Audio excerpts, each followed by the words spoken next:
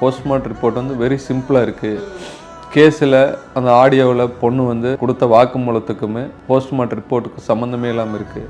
அதனால் எனக்கு வந்து விரிவான அறிக்கை வேணும்னு கேட்டிருக்காங்க. அவங்களும் போலீஸ் தரப்பில் நாங்கள் கொடுக்குறோன்னு சொல்லிட்டு போயிருக்காங்க. நீங்கள் அதெல்லாம் கண்டிப்பாக படித்து பார்த்துருப்பீங்க. அப்போ நீங்கள் அந்த கேள்வியை உங்கள் தரப்புலேருந்து நீங்கள் எழுப்புனீங்களா? இல்லை, எங்களுக்கு வந்து இன்னைக்கு வரைக்கும் போஸ்ட்மார்ட்டம் ரிப்போர்ட்டே வரலைங்கிறத எங்கள் சைடில் எங்களுக்கு கொடுத்த தகவலுங்க. இன்னைக்கு கோர்ட்டு மூலியமாக சொல்கிறத எங்களுக்கு அந்த தகவல் தெரியுது. அதுதான் உண்மையான நிகழ்ச்சிங்க. ஓகே, இப்போ உங்கள் தரப்பு லாயர் சொல்கிற விஷயங்கள் என்ன? அவங்க என்ன மாதிரியான வாதங்களை முன்னெடுத்து வச்சாங்கங்கிறது தெரிஞ்சுக்கலாமா?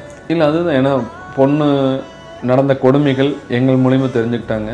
அதுபோக ஆடியோலையும் உங்களுக்கு 9 ஆடியோவில் உலகம் முழுக்க எல்லா அவளுடைய வருத்தங்கள், அவளுக்கு ஏற்பட்ட மனதால் ஏற்பட்டது, உடலால் ஏற்பட்டது, இந்த என்னுடைய சாவுக்கு யார் காரணம், இது எல்லாமே மகளே வந்து பதிவு செய்யப்பட்ட ஆடியோவை எனக்கு அனுப்பிச்சிருக்காங்க. அந்த ஆடியோ இன்னைக்கு உலகம் முழுக்க எப்படி போச்சுன்னு தெரியல.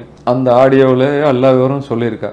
அதை வச்சு தான் எங்கள் சைடில் இருக்கிற லாயர்களுமே ஆர்கியூமெண்ட் பண்ணுறாங்க. இப்போ இந்த சமுதாயம், இந்த உறவினர்கள் இந்த விஷயத்துக்கு அப்புறம் எப்படி இருக்காங்க நீங்கள் நினைக்கிறீங்க? ஏன்னா இது ஏன் அவங்க எடுத்தாங்கங்கிறத நாங்கள் விவாதிச்சுட்டு இருந்தோம், அது அடுத்த பிரச்சனை. ஆனால் இந்த இறப்புக்கு அப்புறம் என்ன மாதிரியான விஷயங்கள் நீங்கள் பார்க்குறீங்க? அதாவது பெண்ணுக்கு கல்யாணம் நடக்காதப்போ இத்தனை வயசு ஆயிடுச்சு, இன்னும் வரன் அமையலையா அப்படிங்கிறது ஒரு கேள்வியாக இருந்தது. பொண்ணுக்கு வரன் அமைஞ்சதுக்கப்புறம் பரவாயில்ல, சீக்கிரமாக அமைச்சிட்டீங்க, நல்ல இடமா அமைஞ்சிருச்சுங்கிறது பொதுமக்களுடைய கருத்தாக இருந்தது. இப்போ பெண்ணை இழந்துட்டா, பெண்ணு போயிட்டா, இப்போ பொதுமக்களுடைய கருத்து பொட்டாட்ட நீங்கள் பேசி பொண்ணை வீட்டிலேயே கூட கூட்டிகிட்டு வந்து வச்சிருக்கலாம், பொண்ணு உசுரோடு இருந்திருப்பா அப்படிங்கிறாங்க. இது வந்து என்னென்னு கேட்டிங்கன்னா, அந்தந்த காலகட்டத்தில் அந்தந்த கருத்துக்களை பொதுமக்கள் சொல்லிகிட்டே தான் இருக்கிறாங்க. ஆனால் இத்தனைக்கும் காரணம் வந்து சமுதாயம் ஒரு காரணம் தானே. ஏன்னா அவங்கவுங்களுக்கு ஏற்படுற போது அது வந்து வழியாக தெரியுது, அடுத்தவங்களுக்கு ஏற்படுற போது அது வழியாக உணர்றதில்லை. நம்ம போனால் பார்த்தா அந்த குழந்தைக்கு வந்து ஏக்க நடக்கல, சரி சந்தர்ப்ப சூழ்நிலை பரவாயில்லைன்னு அவங்க அதை வந்து கேட்காம இருக்கோன்னு நினைக்கிறது இல்லை. கல்யாணம் நடக்காதப்ப ஏன் கல்யாணம் நடக்கலைன்னு கேட்குறாங்க. கல்யாணம் முடிஞ்சதுக்கப்புறம் கரெக்டான பையனை சூஸ் பண்ணலைன்னு சொல்கிறாங்க.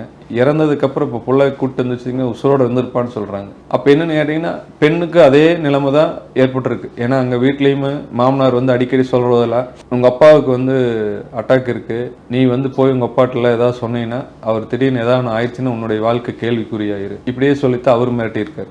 அட்வைஸ் பண்ணுறதுக்கு வந்து அவருடைய ரிலேஷனு அவரும் போகும்போது என்ன சொல்லிட்டு போகிறாருன்னா, நீ வந்து வாழ்க்கையை வேண்டான டிசிஷன் எடுத்துட்டீங்கன்னா உங்கள் அப்பா அம்மா கேவலப்பட்டு போயிடுவாங்க, உன்னுடைய வாழ்க்கை கேள்விக்குறியாயிரு.